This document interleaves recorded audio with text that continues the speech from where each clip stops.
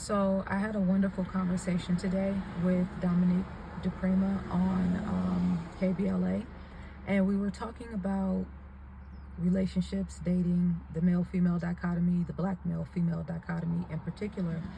And when I answered her a couple of times, regarding my position on certain things as a woman, excuse me if my voice is a little shaky, um, that my position, was easy for you to say because you look a certain way, right? And so if that's the case, and the implication is that that gives me the advantage, right? Which in a certain way it does, but then in another way, it's a disadvantage. But the reality is, if that's an advantage for me or for people who, look a certain way, then the next question is, well, what is your advantage then? And we live in a society that is so obsessed with looks and being young and staying young and, qualifying and quantifying people on that. And look at the society and the world that is produced. So the bigger and more important question is then, what is your advantage? Is it music? Is it art? Is it fashion? Is it being a spiritual teacher and guide? Is it being a writer? Is it, being an explorer? How are you adding value to the world? That's the most important question that needs to be asked. And I thought about this as I was driving, and I was like, man, I wish I would have said that. And so as I got to, the place I was coming to, I stopped and saw this beautiful, just picturesque background, and it sort of complements the point that I want to make, because the beauty of the palm trees and all of this green, lush environment in Southern California is a direct reflection of how we should be living and how we should be experiencing life.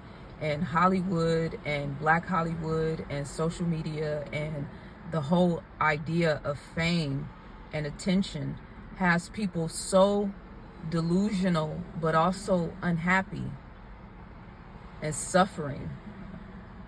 We have a whole culture of women that have made plastic surgery and getting surgery done the norm. That doesn't scream self-confidence. That screams, I'm not happy with myself, right? And I'm not willing to do what it takes to improve myself to the highest level and then be happy and satisfied with whatever the highest level of myself is. So it's vanity, no, it's insecurity masked in vanity. Like I talked about in my second book, Plagues of Dysfunction. And it's very unhealthy. So again, the more important question, while everybody is, trying to look a certain way and present a certain physical etiquette, what is your advantage? We need critical thinking people who are sovereign-minded, who are taking the reins of life and of their lives and really making moves right now. For some of us, it's more public and outward. For some of us, it's more subtle and, in our personal lives, or even more important, the energy that we embody, the state of consciousness that we carry with us. That's God's work.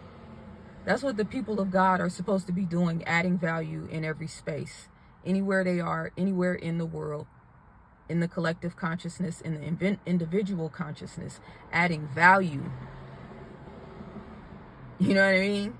And so, yeah, I wanted to say that because I hear that often, and I've heard that often in my lifetime, and more so, it's like really a thing now in the era of social media, where the insecurities of women as portrayed online is at an all-time high and being projected and reflected in 1,000 different ways.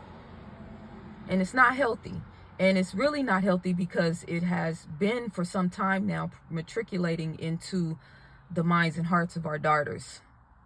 And there's a whole bunch of women online, on social media, in the world, talking a whole lot of shit about feminism and a woman's right and a woman's right to choose, but they ain't talking about that. And we don't talk about discipline.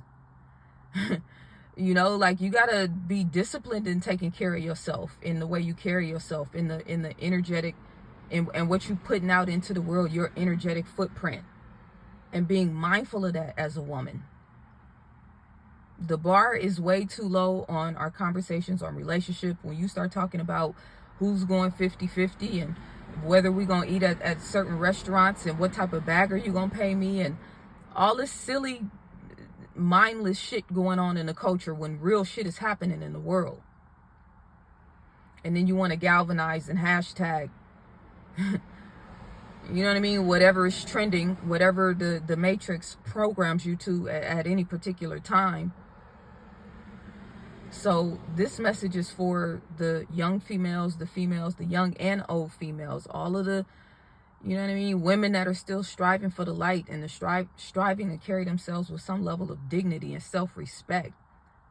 What is your advantage? This is for everybody, not just women, but I'm saying it was the nature of the conversation was talking about, you know, the high level conversation and having to qualify yourself for certain type of men and all of that. And like, it's just like, why the first and foremost goal for every woman should be to embody a certain level of consciousness and beauty within herself, for herself, not just to get a man, not just to attract a man, and now most certainly not just to be seen on social media, because the attention seeking is at an all-time high, and it's actually scary